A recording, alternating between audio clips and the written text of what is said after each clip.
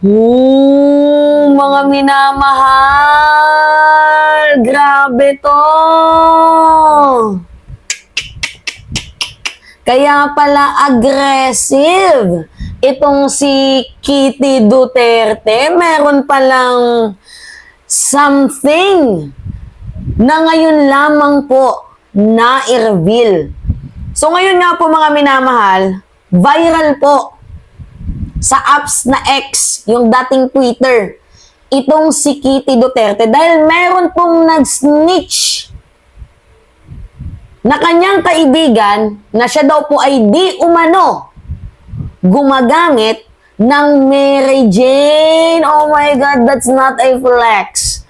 Mga minamahal, lalo pat meron ding post itong si Sian Gaza. Mamaya ipapakita ko yung picture ni Kitty. Ito muna, mga minamahal. May nag-post si Sian Gaza. Ito legit na pambansang marites. Pero yung kanyang marites, with facts yan. Kasi lahat ng kanyang mga speculation, halos 80% tugma. So ngayon, sabi ni Christian Albert Gaza, the youngest is confirmed D-user. Alam nyo na yung D-user? Drug eclabush. Verified from multiple reliable sources with concrete evidences that we cannot upload due to legal consequences. But, meron nang nag-snitch, mga minamahal, ipapakita natin sa inyo later on. The father has nothing to do with it. The father has no idea at all. Pangatlo, the elder siblings are blinded. They don't know what their youngest is a user. The action of the youngest does not reflect the moral values of the families. Tama nga naman. Diba? Kasi, kung may black sheep sa pamilya nyo, hindi naman dapat buong pamilya husgahan. Diba? Pero ito lang yung masasabi ko, lahat sila bayolente. Number 5, the bad habit of the youngest doesn't reflect the principle of the father. A black sheep doesn't make the white ones black. Don't blame the siblings. The main character energy of the youngest comes from the youthfulness. They has nothing to do with it. Number 8, do not check the top comment. Alright. So ngayon, mayroon nag-snitch, mga minamahal. Tingnan nyo nga itong post ni Nole Capili Ruiz. Feeling ko, nagwawala na si Kitty sa GC ng mga friends niya kasi may nag-snitch sa kanya. Sino ba naman ang hindi magwawala? Kasi ito ba naman, legitimate evidence. Kung totoo man ito, we are asking, Kitty, magsalita ka tungkol sa issue mo na to. Paras lang din naman tayong millennial. Sabi dito mga minamahal, Kitty Duterte is an addict. Lord, forgive me, but I refuse to stay silent. Welcome to the thread. So, ito yung picture mga minamahal. Makikita nyo, good shit. You know what does it mean, mga minamahal, good shit? Ay, research na lang ninyo. Diba? Alams na ninyo. Pero, ito yung malala. Wake and bake, Happy Halloween. 2024 po to, mga minamahal, last year lang. And if you will search the meaning of wake and bake, according to the Merriam-Webster, wake and bake is a slang for the act of practice of smoking MJ immediately upon waking. At makikita nyo sa image ni Kitty na tingnan nyo yung good shit na part. Diba? Namumula yung mata. Grabe, Yung plataforma pa naman ng tatay mo, kung totoo man to, yung plataforma pa naman ng tatay mo, anti-drug lord. I mean, ayaw sa droga. Tapos ikaw, literal mo pang flex, wake and bake.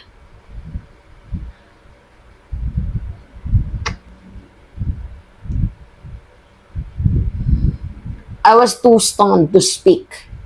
So ngayon, sa mga naghahanap ng video, mga minamahal, mahirap kasi i-play kasi baka makapiright yung natin. Yung sounds natin, mga minamahal. Baka makapiright tayo. Pero makikita nyo sa picture na yan, in-screenshot na lang natin, yung part na meron siyang sinasabi, caption, wake and bake. 'Di ba? Alam mo, nang dahil sa'yo, Kitty, na bago yung pananaw ko sa mga millennial. Ay, hindi, sa mga Gen Z, na mga katulad natin. Kasi ang akala ko kapag Gen Z ka, workaholic, yung nag-enjoy ka lang, kasi syempre, nagkakaedad tayo. Pero, iba-iba pala yung klase ng ng Gen Z, mga minamahal. Ako kasi, nagta-thirst trap din naman si Mima. Madami akong thirst trap, mga minamahal. Ano ba kayo?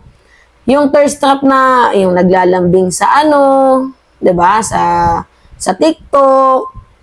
Nagda-thirst trap din naman ako, pero hindi ko finiflex, mga minamahal, yung klase ng parang kay Kitty Duterte. Kasi ganito yung flex ko, tingnan ninyo. Ito lang yung katangi-tanging flex na maife-flex ko sa inyo. As a Gen Z. Pakita ko sa inyo Ito, flex talaga to, literal. Huwag baka makapiright tayo. 'Di ba? Yan yung ko, mga minamahal, yung flex ko. Hinaan natin yung sound, baka mamaya mano tayo. Yan yung flex ko, good health. 'Di ba? Yan yung flex ko. Nakikita ninyo? Ganyan ako mag-flex ng sarili ko. 'Di ba?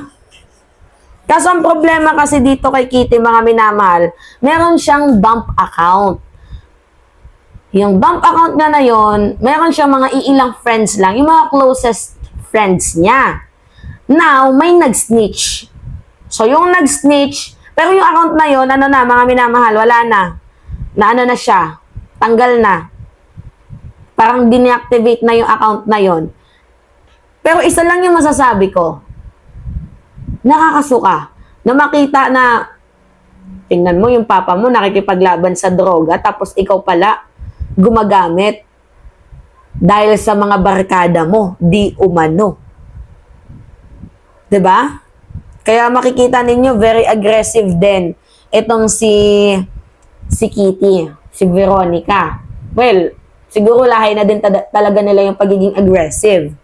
Pero natanong noon si Duterte, 'di ba? Ano yung gagawin mo kapag nalaman mong gumagamit yung anak mo? Papatayin niya? Nasa na ba yun? Duterte. Wait lang. Duterte, pag nalaman na gumagamit ang anak. Meron yan Sa yun? Sa halalan yun, mga minamahal, tinanong si Duterte noon. Hindi na natin makita. Kahit nga din sa TikTok, mga minamahal, sinerch nyo Kitty, yan ang taas, mga minamahal, Kitty Duterte update, Kitty Duterte wake and bake. Yan hindi talaga flex ang ginawa ni Kitty, 'di ba? Okay lang naman gumamit ka ng social media, pero hindi lahat ng ginagawa mo kailangan mong i-flex kasi mabubutasan ka talaga diyan. 'Di ba? Dump account viral, 'di ba? Pinabawi ko ng si Kitty Duterte lang nagawang maganda ni Duterte, wala pala talaga.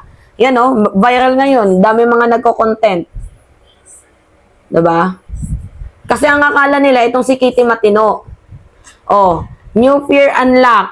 May nag-snitch sa account. 'Di ba?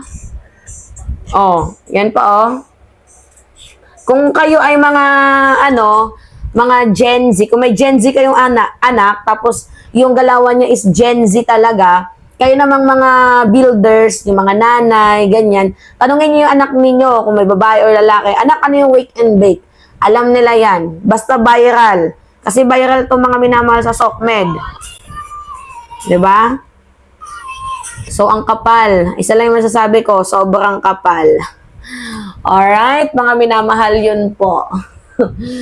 'Di ba? Grabe, mga bulgaran. Ay nako, tama yon yung nag-snitch. 'Di ba? Yung ginawa na nag-snitch para nalalaman ng sambayan ng Pilipino yung katarantaduhan na ginagawa din ng bunso nilang anak. Alright? Yun po. Para naman nalilekturan. 'Di ba? Tapos meron pa nga siyang kasamang babae, yung viral dati. Almira ba yun? Viral sa scandal din. Alright. Yan mga minamahal, it's me again, Alicia nyo, at nagbabalik ulit para sa ating panibagong video.